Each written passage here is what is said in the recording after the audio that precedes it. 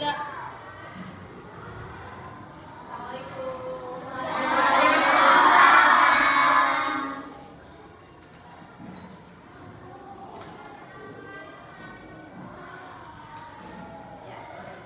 Bismillahirrahmanirrahim. Assalamualaikum warahmatullahi wabarakatuh.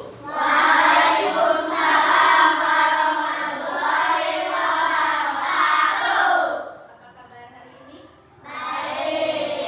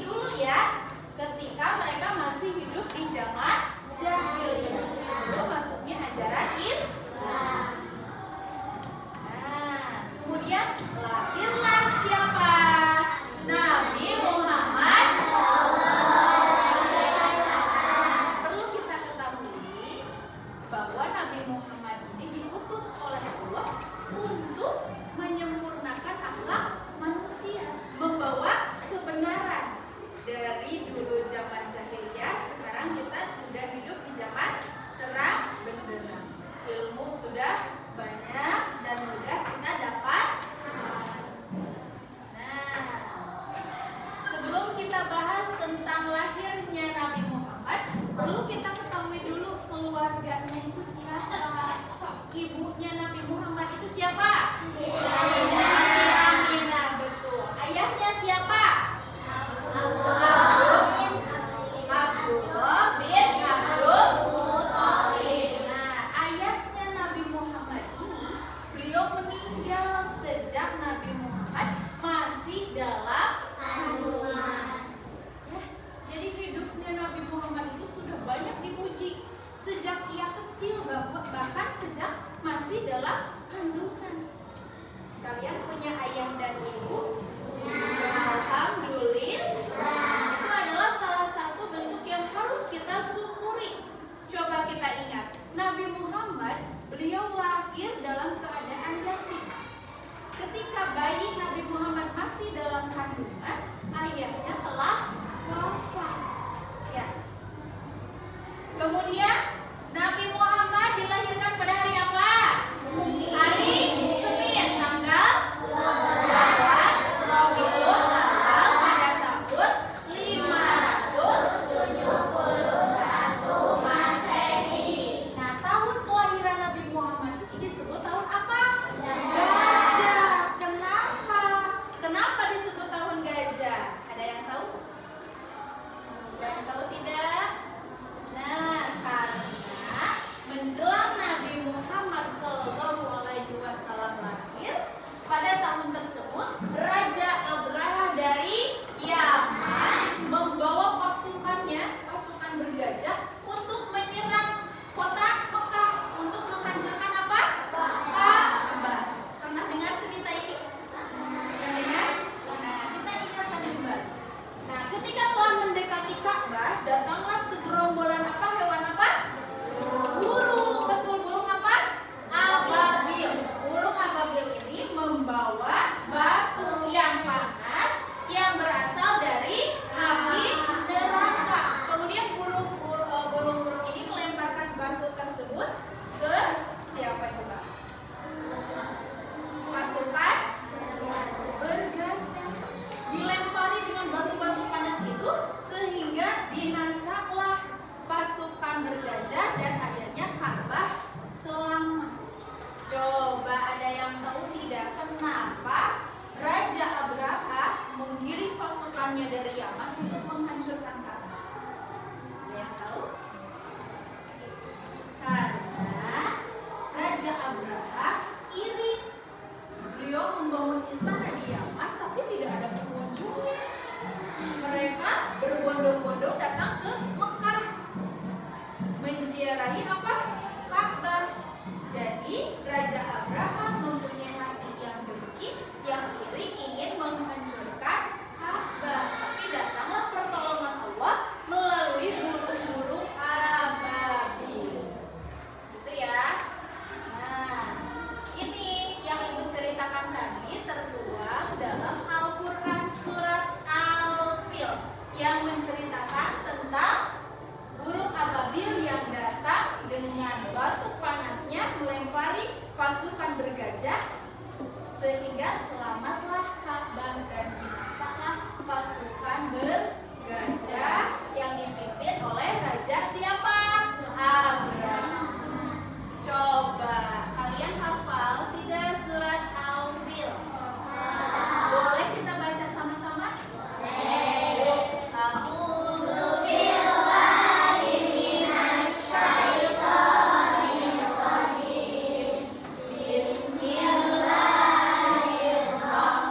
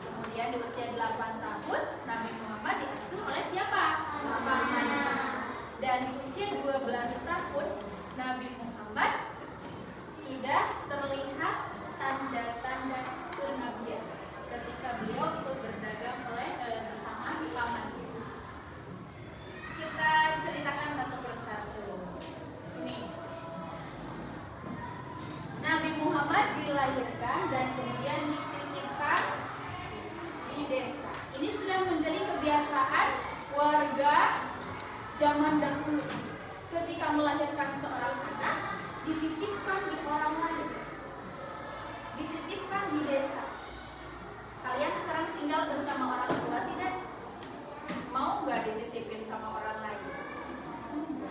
Nah, Nabi Muhammad dulu dititipkan di desa dan diasuh oleh Halimah Sa'diyah. Jadi Nabi Muhammad tidak bersama ibunya Siti Aminah, tetapi bersama Halimah Sa'diyah.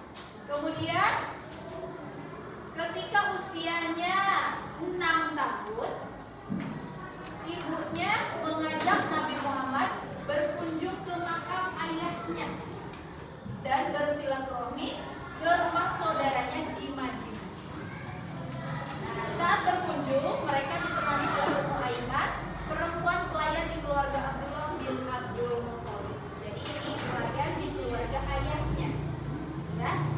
Nah, setelah 1 bulan berada di Madinah, Nabi Muhammad dan ibunya kembali ke mana? Ke Makkah. Tapi di perjalanan ibunya sakit. Sampai akhirnya ibunya meninggal dunia. Nah, pada usia 6 tahun inilah Nabi Muhammad menjadi seorang yatim piatu. Ayahnya sudah meninggal, ibunya juga meninggal. Di usia berapa tahun? Masih sangat kecil. Kalian sekarang usianya berapa? Ini Nabi Muhammad 6 tahun sudah menjadi seorang yatim piatu. Nah, kemudian Nabi Muhammad diasuh oleh siapa? Kakeknya. Siapa kakeknya? Abdul Muthalib. Nah, Nabi Muhammad diasuh oleh kakeknya selama 2 tahun. Dari umur 6 tahun sampai 8 tahun. Ketika Nabi Muhammad berusia 8 tahun, kakeknya meninggal dunia. Kasihan tidak? Kasihan. Di usia 8 tahun kemudian Nabi Muhammad diasuh oleh pamannya. Siapa nama pamannya? Abu Thalib. Saat dirawat oleh Abu Thalib, Nabi Muhammad mulai ikut membantu menggembalakan kambing-kambing pamannya dan kambing milik orang lain yang dititipkan kepadanya. Nabi Muhammad menerima upah dari hasil menggembala dan upah tersebut digunakan untuk membantu keluarga. Usia 8 tahun, tapi Nabi Muhammad sudah berjuang membantu keluarganya, menggembalakan kambing milik pamannya dan kambing orang lain yang dititipkan kepadanya. Ya, usia berapa itu? 8 tahun. Tapi sudah sehebat itu ya? Nah, itu. Dan di usia ke-12 tahun, Nabi Muhammad diajak oleh pamannya berdagang ke negeri Syam. Selama perjalanan, Nabi Muhammad mengalami kejadian aneh. Yang pertama, selalu dinaungi awan sehingga tidak terkena sinar matahari. Papanya apa itu? Ada awan di atas kepalanya sehingga tidak terkena sinar matahari. Berjalan lagi ke arah sana, selalu diikuti oleh awan. Itu perlindungan dari siapa? Dari Allah Subhanahu wa Ta'ala. Kemudian sepanjang perjalanan Nabi Muhammad bersama pamannya menuju negeri Syam, banyak tuh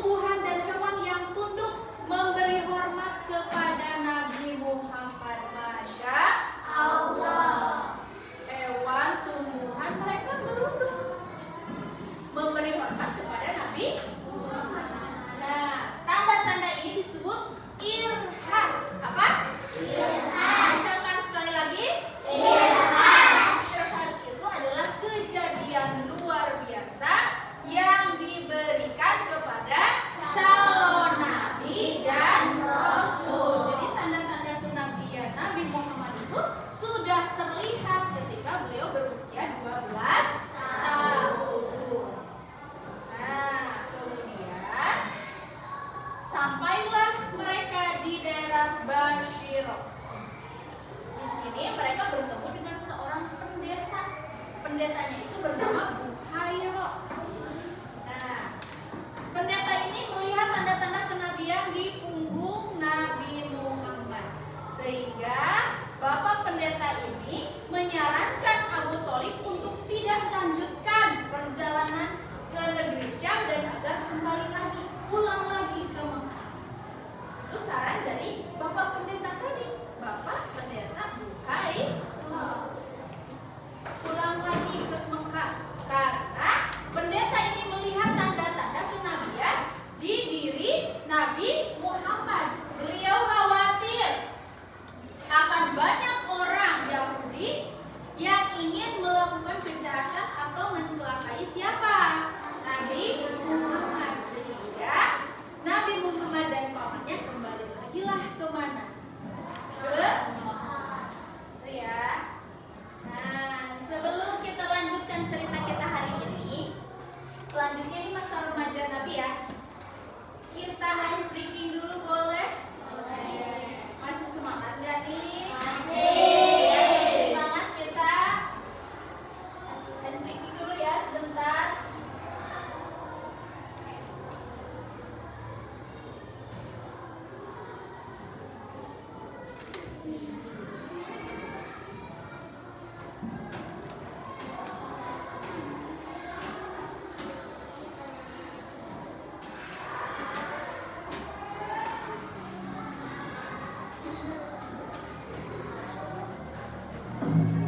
Boleh sambil berdiri boleh? Kita ikuti gerakan yang ada di layar. Coba tangan diikuti, semuanya gerak. Nah, ini kita lagi memotor timun. Coba tangannya goyang ke kanan. Ya. Kita tarik terus. Ya, terus tarik.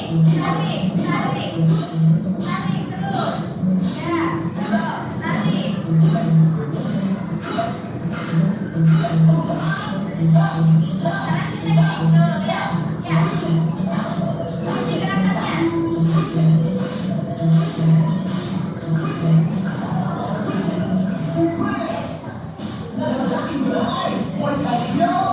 Boleh ikuti ya. Coba tangannya gini, putar. Kita lagi nyalain kompor. Kita putar, nyalain power. Ini.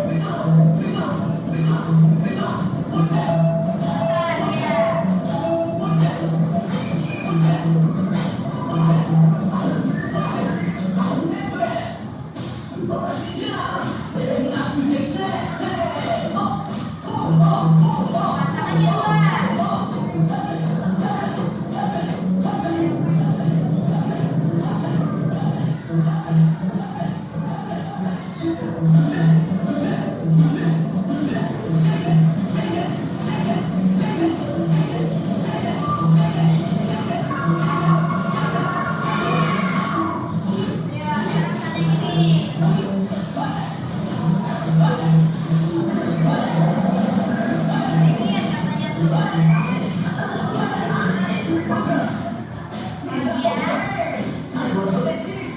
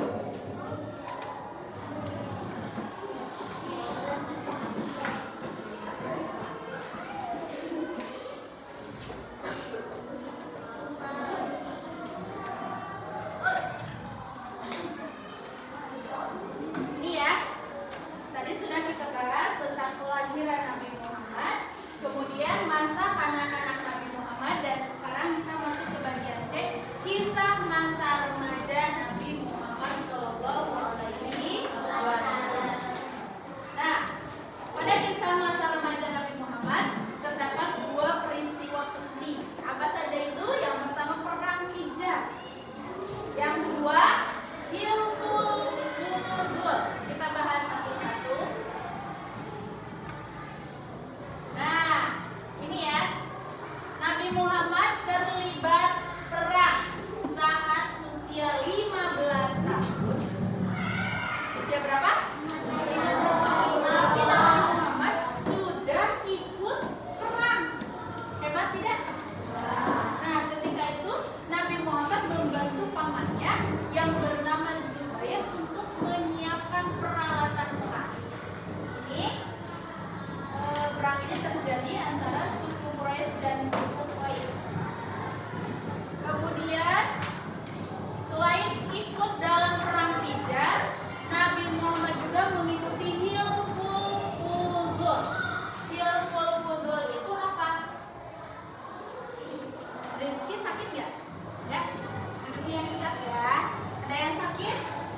Tidak? Boleh dilanjut? Hilful Fudul itu apa? Hilful Fudul itu adalah perjanjian kedamaian. Nah, ini adalah awal mula bangsa Arab mulai mendapatkan kedamaian, keadilan. Ini pada saat usia 15 tahun.